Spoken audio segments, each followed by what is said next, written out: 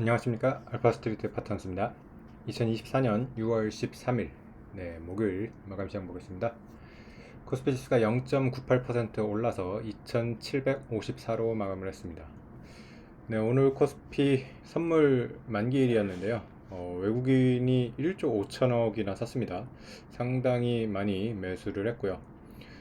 지수 상승폭은 좀 아쉬웠습니다. 아침에 거의 1.5% 가까이 올랐는데 결국에는 상승폭을 좀 줄이면서 1%가 조금 안 되게 이렇게 마감을 했습니다.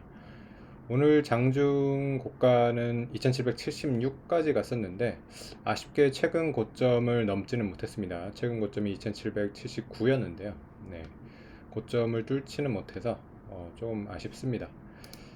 그래도 뭐 이렇게 좀 바닥을 올리면서 올라가고 있기 때문에 뭐 조만간 2800대 이상으로 이렇게 돌파를 할 수 있지 않을까, 그렇게 기대를 해봅니다. 어제 이벤트가 상당히 많았는데요. 우선 미국 마감은 다우는 뭐, 고압 정도로, 나스닥이 계속해서 갑니다. 나스닥이 어제도 1.5% 이렇게 올라서 마감을 했습니다. 어제 보면 일단은 미국 CPI가 나왔죠. CPI가 컨센서스가 3.4%였는데 3.3이 나와가지고 생각보다 예상보다 조금 낮게 나왔습니다. 그래서 물가지수가 낮게 나오는 거는 증시에 긍정적이고요.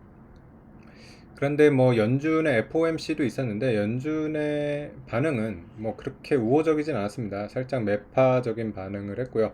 여전히 뭐 안심할 수 없다는 그런 코멘트를 했고요. 올해 금리 인하가 한 번 있을 거라고 합니다. 그래서 현재 5.5%인 기준금리가 5.25 정도가 될 것 같습니다. 그래서 생각보다 뭐 금리 인하가 그렇게 많지는 않을 것 같고요. 내년 들어서야 이제 본격적으로 좀 금리 인하가 되지 않을까. 그렇게 생각이 됩니다. 여전히 연준은 뭐 2%대 인플레를 목표로 하고 있기 때문에 3.3%로 아주 연준이 뭐 또 안심하기에는 그런 숫자는 또 아니기 때문에 이렇게 됐습니다. 어제도 보면 나스닥이 이렇게 올렸는데요. 보면 빅테크들이 계속해서 뭐 올라가고 있습니다. 어제 보시면 일단 엔비디아 3.5% 오르면서 사상 최고가 돌파를 했고요.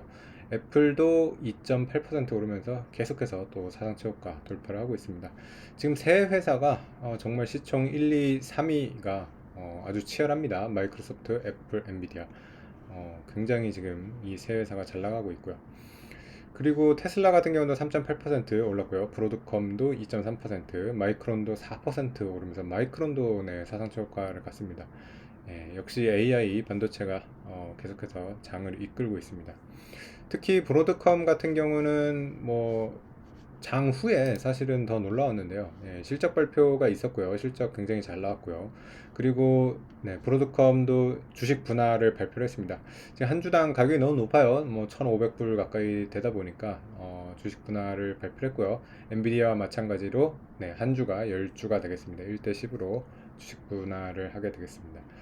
그러면서 굉장히 지금 시장에서는 호재로 받아들여가지고 지금 장후에 거의 15%가 이렇게 올랐습니다. 그래서 1700달러대로 이렇게 갔고요. 올해만도 지금 브로드컴 보시면 거의 지금 1100불 정도에서 시작을 했으니까요. 올해만도 거의 50%, 거의 60% 가까이 오르는 이런 모습을 보여줬습니다. 지금 미국에서 뭐 엔비디아가 워낙 잘 나가니까 엔비디아에 살짝 가려져 있는데 브로드컴도 정말 만만치가 않은 것 같습니다. 미국 반도체 시가총액 2위 회사이고요. 이번에 15%가 오른 거를 계산하면 시가총액이 거의 1100조에 가까운 것 같습니다. 그래서 1000조가 넘는 다른 반도체 회사인데 엔비디아뿐만 아니라 사실 브로드컴 같은 경우도 AI 반도체에 굉장히 수혜를 많이 받을 수 있다고 합니다. 그러면서 지금 브로드컴도 이렇게 뒤늦게 같이 이렇게 따라서 올라가는 것 같습니다. 오늘 우리 증시도 미국 증시 나스닥의 영향을 받아서 반도체가 이끌었다고 볼 수 있겠습니다. 삼성전자가 2.7% 올랐고요. 하이닉스가 3%, 그리고 한미반도체가 거의 9% 가까이 올랐습니다. 하이닉스랑 한미반도체는 또 사상 최고치를 경신을 했습니다.